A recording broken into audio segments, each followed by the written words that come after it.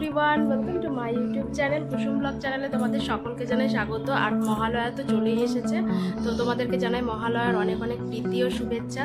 দুর্গাপুজো তো প্রায় ঢুকেই গেল, তো আজকে যাচ্ছি মালদা স্মার্ট বাজার। ওখানে আজকে স্মার্ট বাজার ওপেনিং হবে, তো পুরো ব্লগটা দেখতে থেকো, পুরো বাজারটা ব্লগ করবো, তো তোমরা দেখতে থেকো, সঙ্গে থেকো। বেরিয়ে পড়েছি, এখন রাস্তার মধ্যে আছি। আমরা ভেবেছিলাম ট্রেনে করে মালদা যাব, কিন্তু ট্রেনের টাইমও পেরিয়ে গিয়েছিল, যার জন্য আমাদেরকে বাসে করেই যেতে হয়েছিল। চলে এসেছিলাম বাস স্ট্যান্ডে, আর এখানে একটা বাসে উঠে পড়েছিলাম। পুজোর বাজার তো অলরেডি হয়েই গিয়েছে, আর 2 অক্টোবর যেহেতু ছুটি ছিল, তাই আমরা ভাবলাম যে মালদা থেকে ঘুরে আসি। আর স্মার্ট বাজার যেহেতু গ্র্যান্ড ওপেনিং ছিল, তো যার জন্যই চলে গেলাম মালদাতে। চারিদিকে যেহেতু বন্যা হচ্ছে, তাই গঙ্গার জলও দেখো কতটা পরিমাণে বেড়ে গিয়েছে। বাস থেকে গঙ্গাটা দেখতে এত সুন্দর লাগছিল যে বলে বোঝানো যাবে না। আর এই দেখতে দেখতে চলে এলাম মালদাতে। আমরা প্রথমেই টোটো করে চলে গিয়েছিলাম 420 মোড়ে। ওখানে স্মার্ট বাজারটা ওপেনিং হয়েছে, আর যেহেতু টিফিন টাইম হয়েছিল, তো সেই জন্য আমরা রাধারানী সুইটসে চলে গিয়েছিলাম। ওখানে কিছু টিফিন খাবো, তারপরে আমরা বাজারে ঢুকবো। মিষ্টির দোকানে গিয়ে একটু অপেক্ষা করতে হলো, কারণ ওরা বলছিল যে পরোটা শেষ হয়ে গিয়েছে, একটু ওয়েট করতে হবে। তো কিছুক্ষণ বসে থাকার পরেই তারপরে ওরা গরম গরম পরোটা আমাদেরকে এনে দিল। মিষ্টান্ন ভান্ডারটা কিন্তু খুব ফেমাস মিষ্টান্ন ভান্ডার, খুব নাম শুনেছি। তো এখানকার খাবারও কিন্তু খুব ভালো লাগলো খেতে। আর এখান থেকে খাওয়ার পরেই আমরা চলে গিয়েছিলাম স্মার্ট বাজারে। রাস্তা পার করে তারপরেই ঠিক চলে এলাম স্মার্ট বাজারের সামনে। আর যেহেতু সকালবেলা ছিল, তাই ভিড়টা একটু কম ছিল। 2 অক্টোবর ছিল স্মার্ট বাজারের গ্র্যান্ড ওপেনিং ডে, তো সবাই তো আসবে এখানে, সবাই ভিড় করবে। আমরা যেহেতু সকালে গিয়েছি, তাই একটু ভিড়টা কম পেয়েছিলাম। তো চলো এবার দোকানের ভেতরে যাওয়া যাক। আর এখন পুজোর সময় দেখতে হবে দোকানে কি কি জিনিস আছে না আছে। তো চলো বন্ধুরা, দেখি আমরা ভেতরে ঢুকে। বাইরে থেকে তো ভাবছিলাম ভিড় নেই, কিন্তু ভেতরে ঢুকে দেখছি তো হ্যাঁ, বেশ ভালোই ভিড় রয়েছে। আর দেখো 10:30 বাজে, তো এখনই দেখো কত মানুষের ভিড় রয়েছে এখানে। এখানে অনেক রকমের বিস্কিটের প্যাকেট ছিল, আর যাবতীয় যত সব খাবারের জিনিসগুলো থাকে, সস থেকে শুরু করে কর্নফ্লেক্স থেকে শুরু করে সমস্ত কিছু এখানে পেয়ে যাবে তোমরা।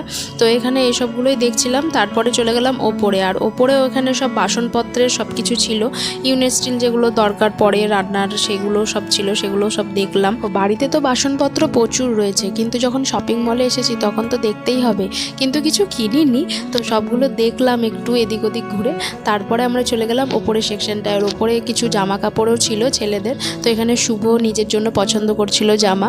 বাজারে গিয়ে যেটা দেখলাম যে এখানে জামা কাপড়ের কালেকশন খুব কমই রয়েছে, আর এখানে বেশিরভাগই রয়েছে খাবার দাবার, কসমেটিক আর বাসনপত্র, এইসব সমস্ত রকম জিনিসেরই বেশি জিনিস দেখা যাচ্ছে এখানে। আর ছেলেটা এত দুষ্টুমি করছিল, এক জায়গাতে দাঁড়িয়েও থাকছিল না, শুধু ছুটে ছুটে বেড়াচ্ছে। ওর ওকেই দেখতে দেখতে আমার সময় চলে যাচ্ছে। আমি যে কিছু পছন্দ করব, দেখবো নিজের জন্য, সেটা হচ্ছিলই না।